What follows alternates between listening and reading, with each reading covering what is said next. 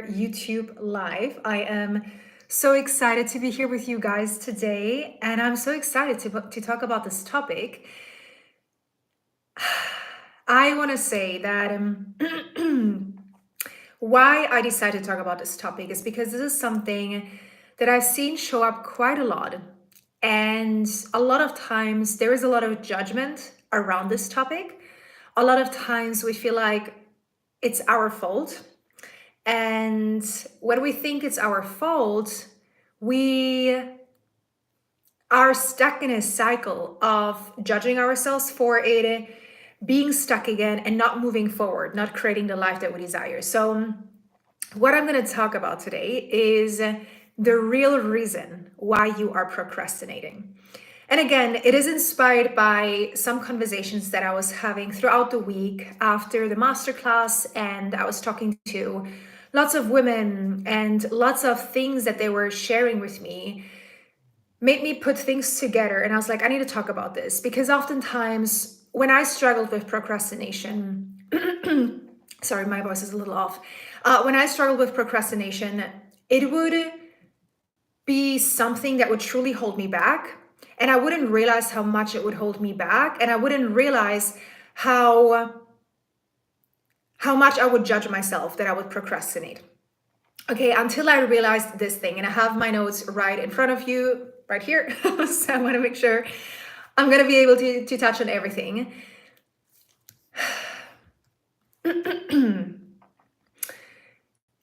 I want you to know that if you've ever said things like, I really want to make this happen, and maybe you've invested in a course, maybe you started projects and then you stopped doing the very thing that you were excited about, or maybe you watched other people move forward, or you felt stuck in the same spot, or maybe you had an idea for a business or something that you wanted to do, and then a couple of days passed and you were kind of like, okay, whatever, I'm not going to do it anymore, I don't care. If this is you, I want you to know that you're not flaky, you're not inconsistent, your body is actually just protecting you. And I know, it doesn't make a lot of sense when we first hear it. It doesn't make a lot of sense when you're like, how does procrastination mean something within my body? I just need to change this format. Hold on, guys, because my laptop is like not liking the phone. I think I'll probably have to hold this, which is fine. So what I want to say with this is a lot of times procrastination, it's actually just protection. Your body is protecting you. And what I mean with this is your nervous system is protecting you from something that it has experienced before where you didn't feel safe when you did go after something that you wanted. So for example, if it's not about you not wanting that thing, it's that your body isn't sure and isn't feeling safe to have that thing that you want, okay? So for example, and again, I have my notes right here. I have to hold my phone because my laptop is not helping me with this, okay? So when you move towards expansion, right? So when you have a business idea and you're like, I want to implement this, or you have an idea about a content piece or YouTube video, you're like, I want to do this, I'm going to put myself out there. When you move towards that, an expansion, what your nervous system is going to ask you unconsciously is it safe to grow? Is it safe to be seen? Is it safe to succeed? Is it safe to let go of what's been familiar? Right? So oftentimes we think, oh, it's my fault that I'm procrastinating, I'm just lazy. But ultimately, if the answer is no, this is how it's going to show in your body. Okay? You might forget things. So you might want the idea, right? So you might think, oh, I want to create this business. And then you forget about it. Or you have a great idea for a content piece and then you forget about it, right? Or it distracts you. Your body will distract you, or it shuts down, or you start to feel sick, you feel foggy, you feel emotional, you feel restless. Suddenly you might feel like you need to declutter or overwork or scroll, right? Exactly. It doesn't mean you're lazy. It's just that you're contemplating on your next move. And that's your nervous system coming through, right? Your nervous system is constantly speaking to you. Your body is constantly speaking to you. And so when you realize that it's not that there's something wrong with you, that you're lazy, that you're procrastinating, it's not really sabotage, it's your body saying, please keep me safe. In that moment, all that your body wants is to stay in safety and to keep you safe, right? And to the body, and I talked about this if you were part of my masterclass, I talked about this in my masterclass. To the body, stuckness is safer than the unknown. Your body likes the familiar hell over the unfamiliar heaven. So even though on a conscious level, you know, I should be growing, I should be putting myself out there, I should put up the Instagram post, I should put up a YouTube video, I should sell my program. If it doesn't feel safe within your body because you've never done it, or maybe you've done it in the past and it didn't go well, all your body wants right now is to keep you safe, and you will find ways not to do it. Your nervous system is going to shut down. Okay? The most important thing when you find yourself in this situation is to not to push through.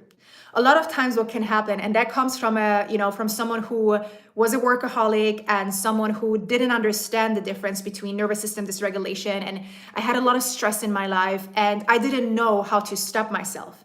I thought, oh, if I just work harder, it's going to be fine, right? If I just keep going, it's going to be fine. But that's not true, because right now, when you find yourself procrastinating because you find yourself wanting to do something, but then you literally are freezing of doing that, you need to learn to create safety within yourself. You need to learn to reprogram your mind to believe that you are okay even when you're growing, okay? I love to see everyone here. Thank you for giving me the thumbs up. I really appreciate that. So I want to talk about the deeper root, okay? The deeper root is going into why people are truly stuck. And one of the most unspoken things, and this is a big one, because this is when I learned about this, my mind was blown. One of the things that truly holds us back from doing the thing is grief. And I'm not just talking about grief when someone passes away, okay? I'm talking about grief when, for example, you're letting go of an old identity. And so what I mean with this is if you are here, if you have found me, we talk a lot about self-development, about growing, expansion, creating the life and business of your dreams. And when you're creating this new version of yourself, that also means that that old version of yourself has to die. That also means that when you become someone new, the old parts of you no longer belong, right? And so that part can become very difficult to grieve, right? That is something that when we're in that messy middle of your old identity and your new identity, being in between is usually the hardest part, right? Or the grief of stepping into something that is unknown, or even you changing how you relate to your work, to your body, to your purpose. I remember when I first quit my job, I was working in marketing many years ago, when I thought this was going to be my career. And, I was in a corporate world. And I remember when I quit my job because I was very unhappy, I was grieving that. I felt like a failure. I felt like, even though on a conscious level, I was like, great, I can create my life how I want to now. I can, step into the best version of myself. There was still a part of me that was feeling like, oh my God, I'm letting all of this go. And my nervous system was very dysregulated in these moments. I had to realize that I am growing. I'm stepping into this new path.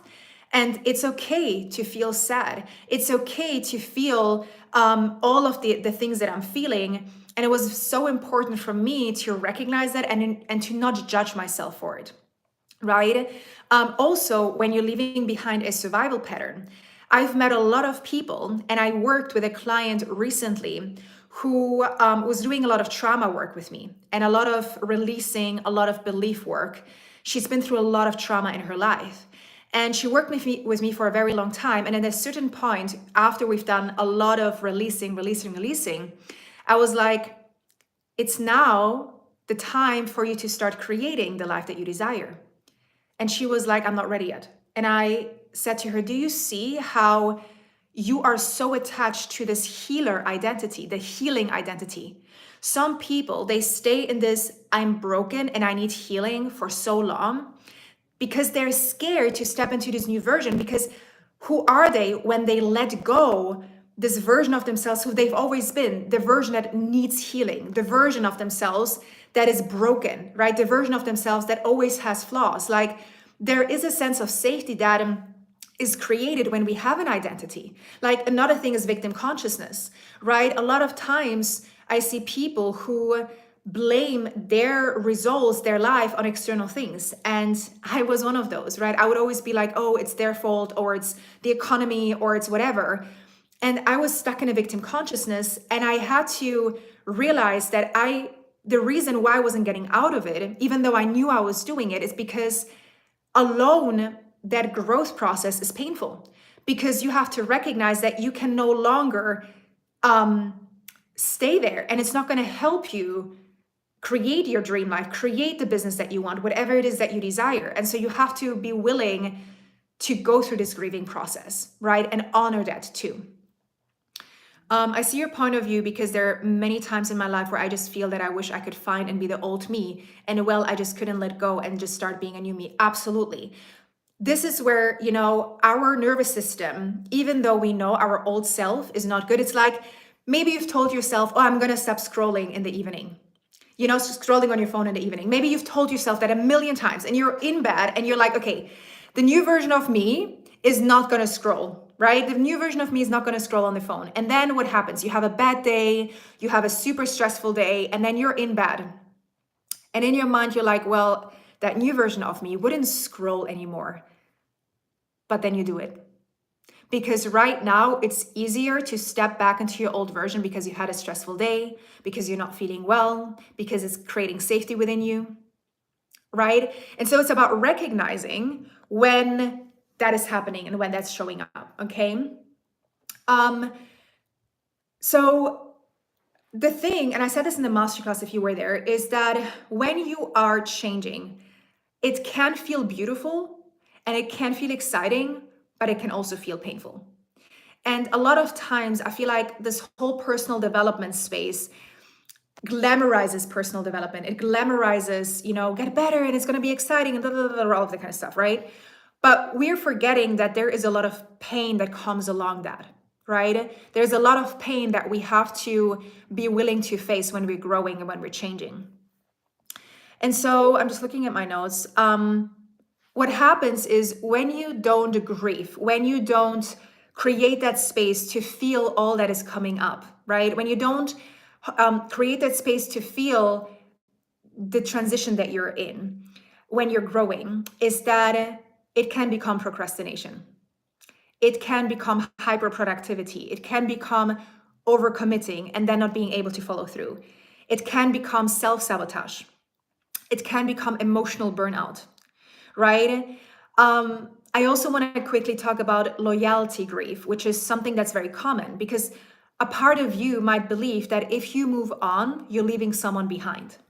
Now, this is something that I struggled with for some time, because I would always expand and grow a lot, and I would realize that some of the people in my life weren't on the same frequency as I was. And there is grief there too. When you are growing, when you're expanding, when you're changing, when you're shifting, there might be people in your life that are no longer coming with you in that sense, right? They might no longer relate, or you might no longer relate to them. And there might be grief here too. And we need to be willing to honor that. We need to be willing to not make it wrong, okay? Now, this grief lives in the body, okay? It shows up as fatigue.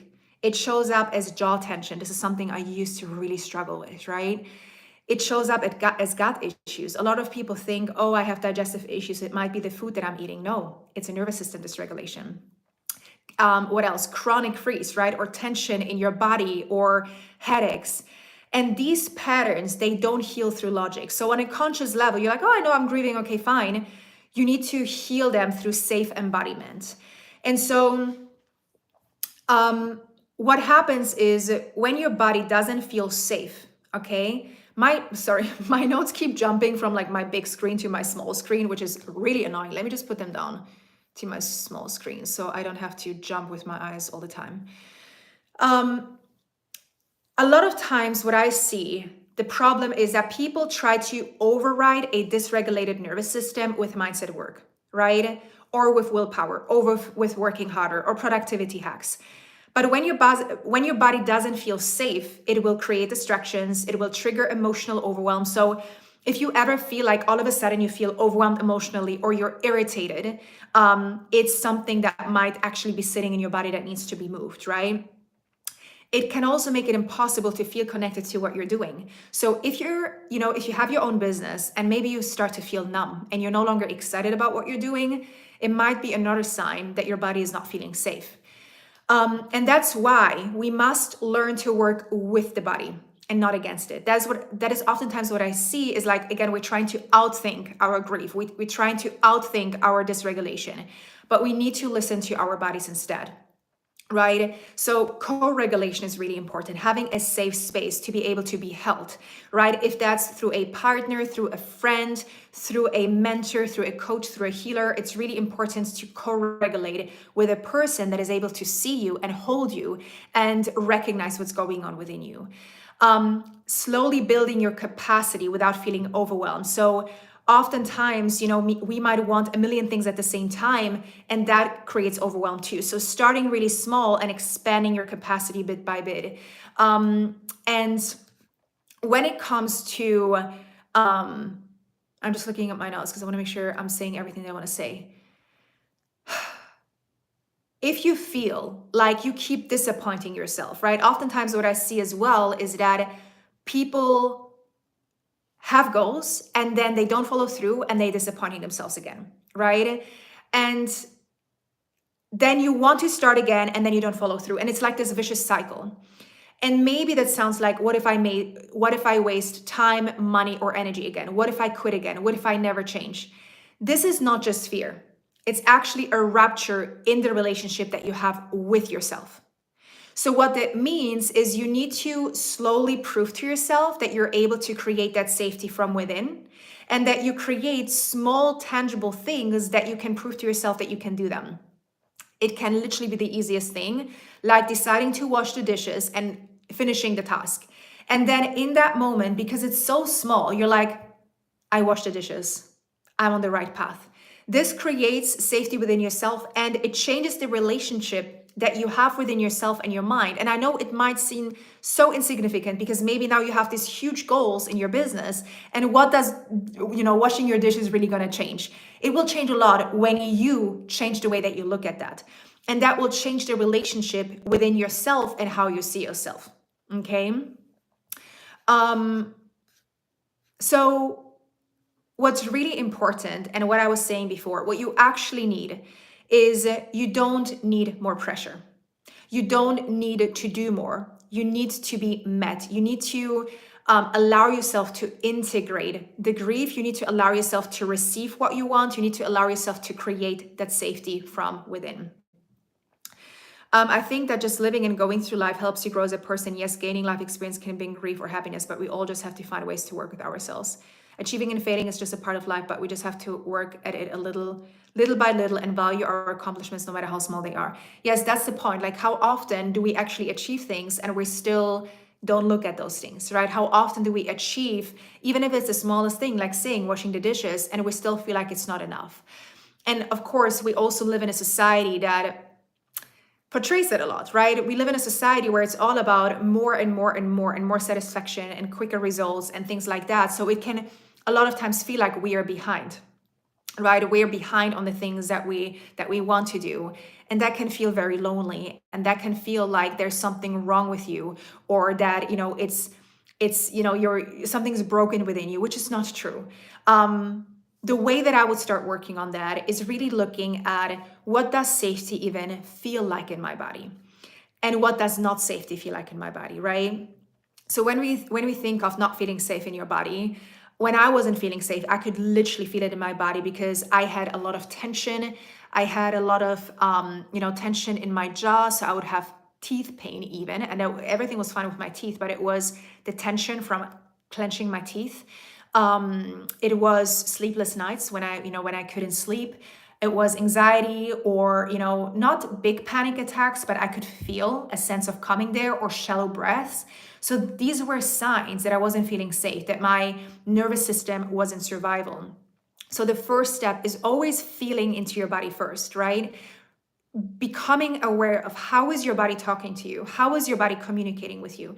So many times we're just rushing through the day, we are getting our to-do list done, right? We're looking at all the things that we have to do, and we're actually not feeling into our bodies and hearing what our body is communicating. And that alone can sometimes feel unsafe, because feeling your heart race is not easy, right? Feeling so many things that are coming up is not easy, but telling yourself every time that you're safe, that you're, in your four walls, that everything is going to be okay, makes a big difference already.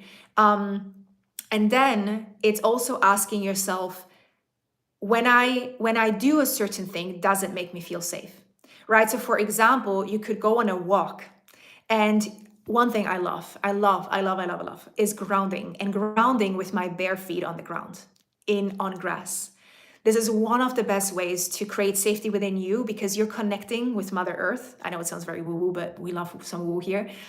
Connecting with Mother Earth, you're feeling the ground, you're feeling supported, and that will also allow you to find back to yourself.